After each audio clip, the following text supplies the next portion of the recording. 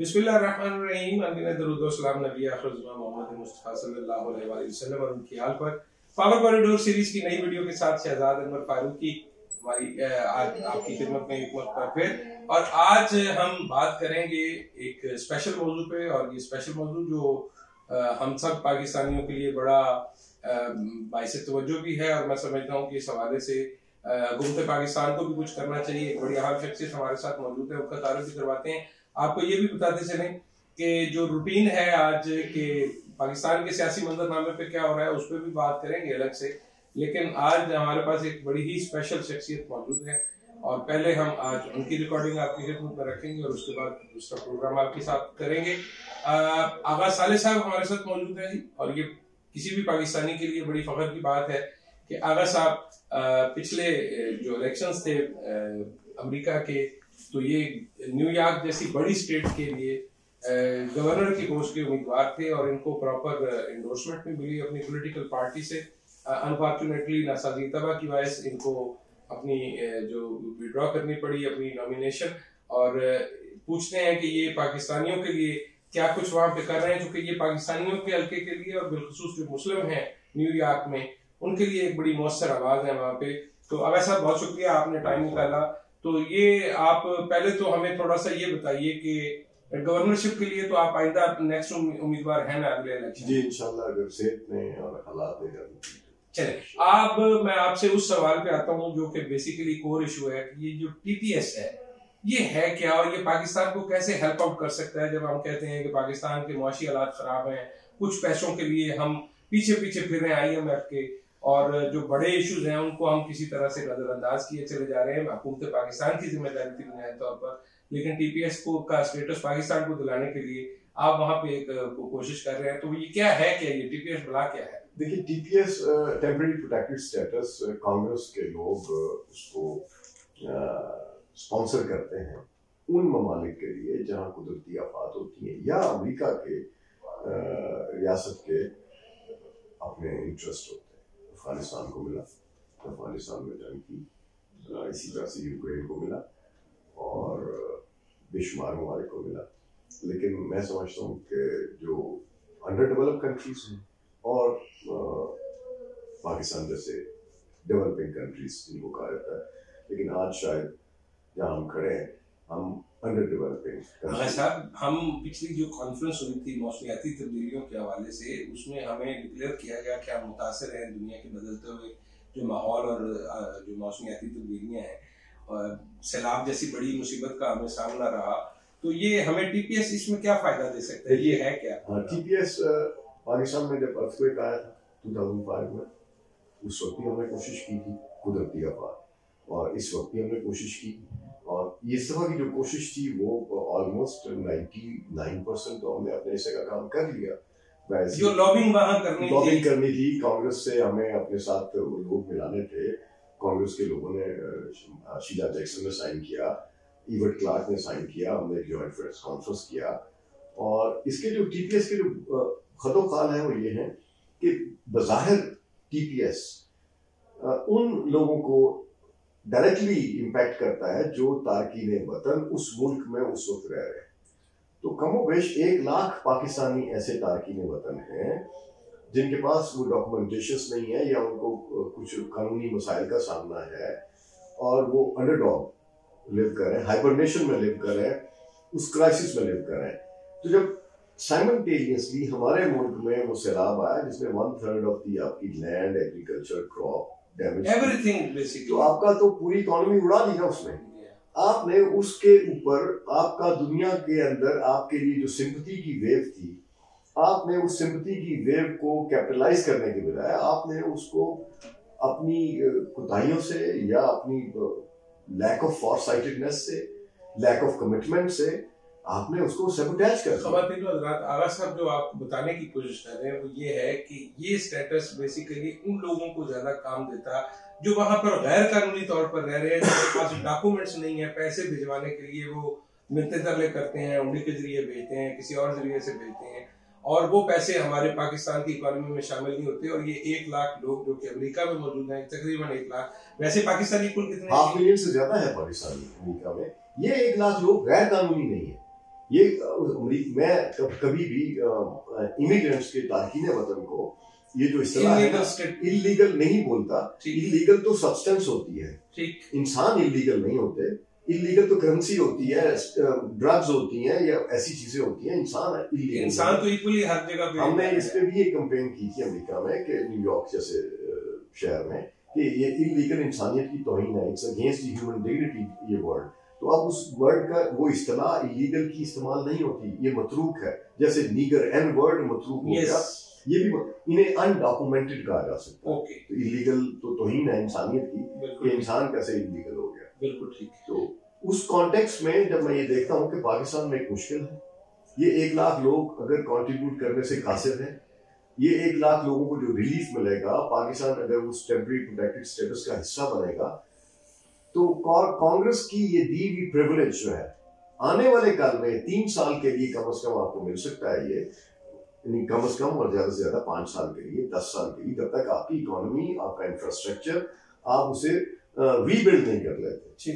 तो ये तो डिपेंड करता है उन कौमों के लिए। और मेरी इस पे अपनी हुकूमत से, हमारे एम्बेसडर सरदार मसूद खान साहब, उनसे भी बातचीत हुई, टेलीफोन पे भी मैंने उन्हें कम्युनिकेट किया। मैंने उसके सारी सिनॉप्सिस तैयार करके दिया, इसके फैक्ट्स एंड फिगर्स दिए, इसके लिए मैंने वो पुराने रेफरेंसेस दिए कि किस तरह से हमारी इकोनॉमी को, पाकिस्तान की इस डूबती हुई मुआशरत को ये टीपीएस डायरेक्टली और आने वाले काल में इनडायरेक्टली कैसे हम उससे मदद ले सकते हैं। जब once you are declared TPS, तो आज मैं ये बात मजबूर हूँ वो करने पे जिसको मैं समझता हूँ कि नहीं करना चाहिए था, लेकिन एटलीस्ट ये ऑप्शन जो है उन लोगों तक जब ज़बानी पहुँचा चुका, आवाम को भी पता चलना चाहिए, उनके इल्म में होना चाहिए कि किस तरह से हमारे हुक्मरानों की शॉर्ट साइटेडनेस जो है वो कौम को तरक्की की राह में रुकावट बनती है। प्राइम मिनिस्टर नवाज शरीफ मौजूद थे, उनके साथ जो डेलीगेशन आया हुआ था 3 महीने पहले, 4 महीने पहले, तो उस दौरे में उनके एक सेनेटर जो उनके साथ आए थे, मेरे दोस्त हैं, उन्होंने मुझे फ़ोन किया, उन तक वो ब्रीफिंग पहुंच चुकी थी, पाकिस्तान से कुछ लोग उन्हें रीच कर रहे थे। उन्होंने मुझसे पूछा ये फातिमा कौन है? फातिमा मेरी बेटी है, उसने इस टीपीएस की इस मूवमेंट को लीड किया है। और उन्हें मैंने बताया कि ये मेरी बेटी है। तो मैं यही सोच रहा था कि किसी और की बेटी नहीं हो सकती, लेकिन प्राइम मिनिस्टर साहब से इस ट्रिप में मुलाकात मुश्किल है, आप पाकिस्तान तशरीफ ले आइए। मैंने कहा ये पाकिस्तान का इंटरेस्ट है, ये प्राइम मिनिस्टर का ज़ाती इंटरेस्ट है, या आला साले या उसकी फैमिली को प्राइम मिनिस्टर को मिलना है, कोई तस्वीर लेनी है, कोई प्लॉट लेना है, या कोई ज़ाती फायदा लेना है। तो अगर आपके पास वक्त नहीं है तो हमारे पास भी वक्त नहीं है कि हम आपके पीछे आएंगे और आपको एजुकेट करेंगे अगर आप इसमें इंटरेस्टेड नहीं। आप यहाँ पे खुद कह रहे हैं कि हम बेगर्स आर लूजर्स और चूजर्स नहीं है। तो जब आपको उस बेगिंग के उसमें से निकालने के लिए कोई मशवरा दे रहा है, कोई आपकी मदद कर रहा है, तो आप उस मदद को सुनने से भी कासिर हैं। आपके पास 5 मिनट ऐसे सजेशन भी नहीं ले सकते आप जी, तो आपके पास वो वक्त भी नहीं है कि आपको गाइड करे। इसी तरह से आपके फॉरेन मिनिस्टर को सवाल किया अमेरिका में कि टीपीएस पे, और उन्होंने कमाल खूबसूरती से उसको टाल दिया।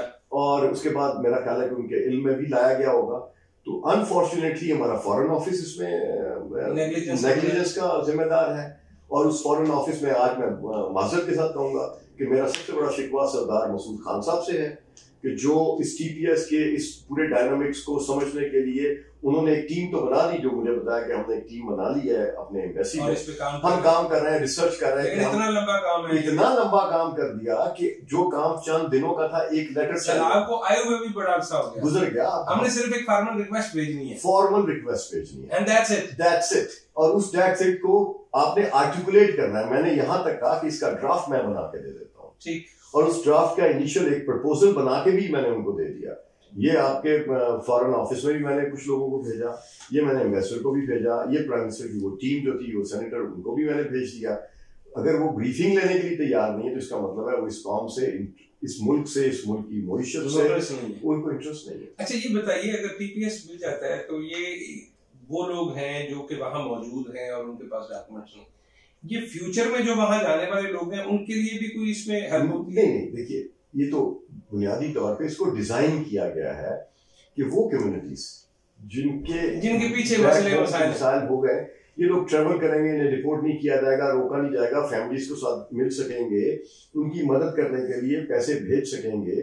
तो ये 1 लाख पाकिस्तानी, अगर आप एवरेजली अगर $1000 भी भेजे तो महीने में, तो आप अंदाजा लगाएं कि ये कितने पैसे बन पैसे बनते हैं। आप एक $1 के लिए आप परेशान हैं, तो ये फॉरेन एक्सचेंज जो आएगा, एक रास्ता खुल रहा था, एक लीगल चैनल से डॉलर आपके मुल्क में आ सकता था, तो आपने उसको रोका। अच्छा, इसके बाद के क्या फवायद हैं?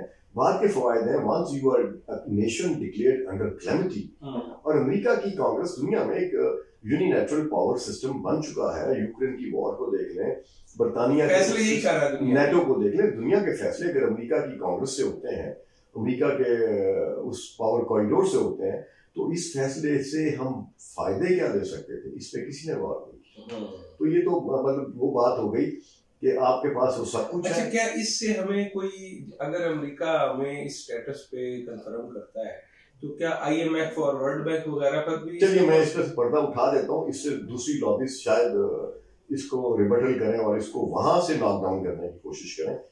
Once you are declared under nation under calamity, तो हम अमेरिकन एलाइज हैं पिछले 75 वर्षों से, और हम हर तरह से अमेरिका की जंग लड़ते रहे हैं। कोल्ड वॉर के हम विक्टिम रहे, हमने उसकी प्राइस पे की। अफगानिस्तान के अंदर दोबारा हमने उसकी प्राइस पे की इस नेशन में। तो क्या ये नेशन, ये 22 करोड़ लोग वो इतना भी डिजर्व नहीं कर सकते? इतना भी डिजर्व नहीं कर सकते। IMF से डील करने के लिए तो सबसे ये कैटलिस्ट का रोल प्ले करता है। और मैं समझता हूँ कि मैंने इन्हें जो ब्रीफिंग रोड मैप बना के दिया था, रोड मैप बना दिया था कि IMF तो क्या, दुनिया का कोई इंस्टीट्यूशन आपसे तकाजा नहीं कर सकता आपके कर्जे किसी और इंडोर्समेंट के लिए कोई शराइत नहीं होंगी, और शराइत के बिना वो मजबूर होंगे कि वो आपके कर्जे रीशेड्यूल करें। और इवन इन हालात में आप इंटरेस्ट को वाइप आउट करने के लिए एप्लीकेशन दे सकते हैं, उस पर फाइट कर सकते हैं, लेकिन आपके पास एक जवाब नेशनल नैरेटिव नहीं होगा, पूरी कौम पीछे खड़ी नहीं करेंगे, तो आप कैसे उसको फाइट बैक करेंगे? तो लड़ाई क्या है? लड़ाई तो इक़्तिदार की है। सही। और उस वेस्टेड इंटरेस्ट की लड़ाई में पूरी कौम का नुकसान, पूरे मुल्क का नुकसान, और ये पैसा हमने तो नहीं लिया। 22 करोड़ अवाम की कोलेक्ट्रल प्लेजेस पे आप कर्जा लेते हैं, और पिछले 40, 50, 60 साल में जो आपने लिया है वो इस मुल्क में क्या खर्च हुआ? वर्ल्ड बैंक से जो एड आती है उसमें करप्शन होती है, हम जानते हैं, वो स्टैटिस्टिक्स दे सकते हैं। तो वो करप्शन आप करते हैं, पैसा यहीं पे आता है, कोलेक्ट्रल आपका है, खाते आपके पड़ गए आवाम के, एट दी एंड वो पैसा किधर जाता है? वो यहाँ से फिर दोबारा वापस चला जाता है। मैं समझता हूँ कि ये वक्त है कि नेशनल कंसेंसस होना चाहिए, अवाम को एजुकेट होना चाहिए, हमें अपने इश्यूज पे लड़ना है। तो यहाँ तो लड़ाई इक़्तिदार की है, यहाँ तो लड़ाई जो है वो अनकॉन्स्टिट्यूशनल हो गई है, यानी कॉन्स्टिट्यूशन जो है वो उठा के साइड पर रख दी है और उसकी कोई परवाह नहीं है। और जब कॉन्स्टिट्यूशन की और आइन की वो पाबंदी कोई नहीं करेगी कौम, और वो लोग जो आइन के कस्टोडियंस हैं वो वायलेट करेंगे। ये बताइए, ये जो सवाल है कि जो पाकिस्तान से बाहर वो लोग रहते हैं, तारकीन वतन जो है, उनकी वोटिंग के हवाले से भी पाकिस्तान ने पहले तो एक स्कीम बनाई, फिर उसको विड्रॉ किया, फिर अभी वो अदालत में है मामला। तो वहां रहने वाले पाकिस्तानी किस तरह से देखिए, उनको मैं समझता हूँ कि जो वहाँ पाकिस्तानी है, अगर ये वोटिंग राइट देते हैं तो उससे आपका डेमोक्रेसी जो है वो ट्रांसपेरेंट होगी, स्ट्रांग होगी, स्ट्रेंथन होगी, उनका कंट्रीब्यूशन होगा, वो सिस्टम में स्टेक होगा। 2.5 करोड़ के लगभग पाकिस्तानी पाकिस्तान से बाहर है, 1 करोड़ तो उसमें से वोटर हो सकते हैं। बिल्कुल सही। तो अगर वो 1 करोड़ जो कंसर्न है अगर वोट देंगे तो वो उनका वो इंटरेस्ट, वो लिंक बरकरार रहेगा। आने वाले सिस्टम में स्टेक होल्डर होंगे। दुनिया में, इंडिया में इस वक्त रिवर्स माइग्रेशन हुआ है पिछले 10 वर्ष, इसी वजह से कि बहुत सारी चीजों से। वोटिंग दुनिया के मेरा ख्याल है 56 ममालिक ऐसे हैं जो अपने एक्सपर्ट्स को वोटिंग राइट देते हैं। तो पाकिस्तान को क्या प्रॉब्लम था कि वो ना दे सकता? ठीक। तो इसको जवाब बनाना, इसको एक्सक्यूज बनाना कि किसी एक पार्टी का, एक फर्द का या एक शख्स का फायदा, हरगिज़ ऐसा नहीं। देखिए, एक जमाना था कि पीपल्स पार्टी जो थी वो पाकिस्तान की सबसे बड़ी मकबूल पार्टी थी, आज वो एक सूबे की पार्टी है। और ये इसी तरह से नून लीग थी, वो 4 सूबों में उसने अपनी हुकूमत बनाई, 2/3 मेजॉरिटी ली। तो अगर अच्छे काम करेंगे तो अच्छी रिप्रेजेंटेशन होगी तो आप स्टे करेंगे उस सिस्टम में। अगर सर आपका जो पॉलिटिकल करियर है अमेरिका में, आप जिस सियासी जमात से वाबस्ता है, तो थोड़ा सा उस पर भी रोशनी डालिए और ये बताइए कि आपकी जो पॉलिटिकल पार्टी अमेरिका में है वो पाकिस्तान के मामला को कैसे देखती है और वो पाकिस्तान के हवाले से क्या अप्रोच रखती है। मेरी पॉलिटिकल पार्टी, यानी मैं डेमोक्रेट हूँ, डेमोक्रेट पार्टी का मेंबर हूँ। मैं ही समझता हूँ कि पॉलिटिकल पार्टीज नहीं है, अमेरिका का नेशनल इंटरेस्ट है।